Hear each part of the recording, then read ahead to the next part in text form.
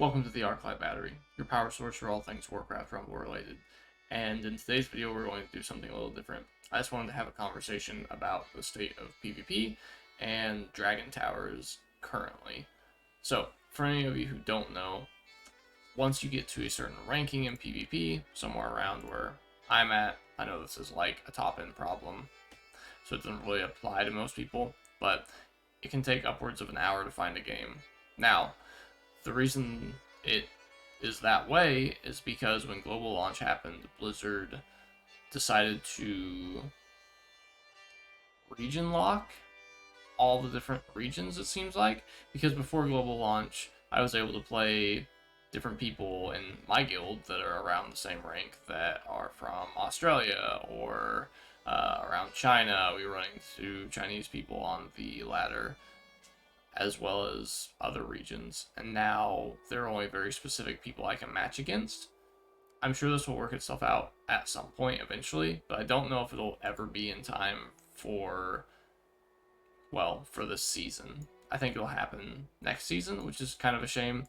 It would be nice to be able to grind and get these rewards at some point this season, but maybe we'll just have to wait. But that's not even really the big issue that I want to talk about right now. The bigger issue is Dragon Towers. Now, in the official Discord, one of the devs said that the Dragon Towers are specifically in place to change the meta in a meaningful way. However, I don't believe they do that. I think that they just make the decks that were already good better, and the decks that were kind of just in the middle of the pack worse and almost unplayable. So, let's talk about that. What are the best decks? Well, before the Dragon Towers, Baron was the best deck,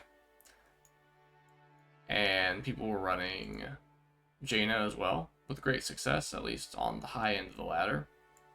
And people were playing Maiev, but I think she is not necessarily in the S tier of heroes that Jaina and Baron are in. Now, let's talk about that real quick. Baron is S tier and probably needs a nerf. Jaina is good and probably S tier, but I don't think she's good enough to need a nerf. The problem is that when the towers switched over to the Dragon Towers, Baron, which was already the best deck, got better because of his Skeletal Mage talent, as well as the ability to slot in Necromancer easily, because both of these units are fantastic against those towers. And then Jaina became better because she's ranged. She has the ability to slow the attack speed of the tower with just her innate frost, and she's very, very good at that. Now, what are some decks that got worse? Well, one of my favorite builds that I was playing was a Tyrian Deathball build, utilizing Footmen. Not very many people thought Footmen were very good. People were not playing Deathball strategies, they were playing Unbound Gold Control, and while that's still a very important part of every single deck, it's really dominating right now. But I managed to play this deck to pretty good success. I managed to get the deck to 4,500 before Dragon Tower switched over, and now the deck is just virtually unplayable. There's not a chance in the world that Footmen are good enough to take a tower, not even with Tyrion supporting them, not even with giving them resist with the Deep Breath spell talent. It's just not playable in this current meta. What else was I playing? Well, I was playing Sneed to pretty good success. I have a pretty good PvP guide video on my YouTube channel about him. He's 4,300, I think? 4233. I dropped a little bit on him on accident, which happens when you queue for an hour and then miss the queue. But that's a totally different thing. But he becomes worse on the Dragon Towers. He's awful. It's hard to play him in PvP currently. It just is what it is. Now, we have some new decks that have kind of popped up recently with Dracasath and the Shaman Armored talent, as well as Murkai. I would argue that neither of these were actual new decks. Like, this Dracasath Shaman combo has been around since beta. We've known it's been pretty strong, and it's still good. And it's fine against Dragon Towers. It's not bad. Same with Murkai. He's very strong, but I don't think that these were decks that got better because Dragon Towers were implemented. I think these are decks that were always good, and people have just now started playing them. Hogger was kind of middle of the road, but people were playing him. He's really weak to Dragon Towers now. Maiev is fine. She's in an okay spot. Rind is just as good. He didn't really get better. He didn't really get worse. Grommash is terrible. Karin is terrible. My issue with the Dragon Tower, once again, is that it's not making things that were bad good.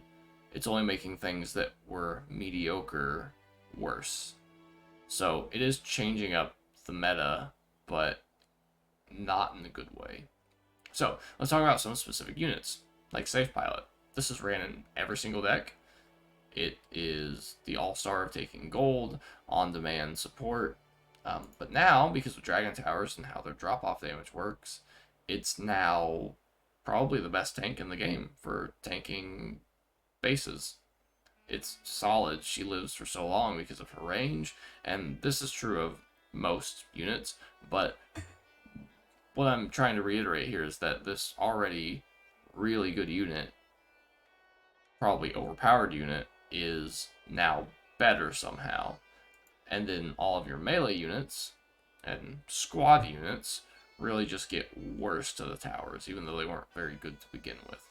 Troll, he's fantastic. His talent that lets him regen 20% health every second is fantastic against these towers. So that's like one fringe case, I feel, where something that was just okay got better. That's a good start.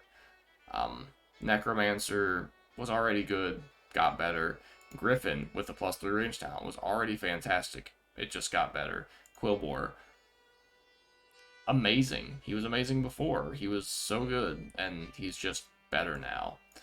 What other things do we have? Gargoyle, he was kind of in PvP decks. He was a good split pushing option. He is worse. All of these 6 gold cost unit tanks that I tell you not to play all the time are worse. Let's see, what else do we have? Like I said, the squad units, they just got worse. Huntress, that was super solid. She is now better because she's resistant and she's ranged, which means she's going to live forever against these towers. Harpies were already bad, they got worse. Raptors were fine and got worse. Let's see, whelp eggs. Now this is cool. So whelp eggs are probably a little worse now, just because they have such a short range that by the time they get to the base, they generally die before they can do anything anyway, or they get one shot off each. The Dragon Tower really kills them, so they do get a little worse.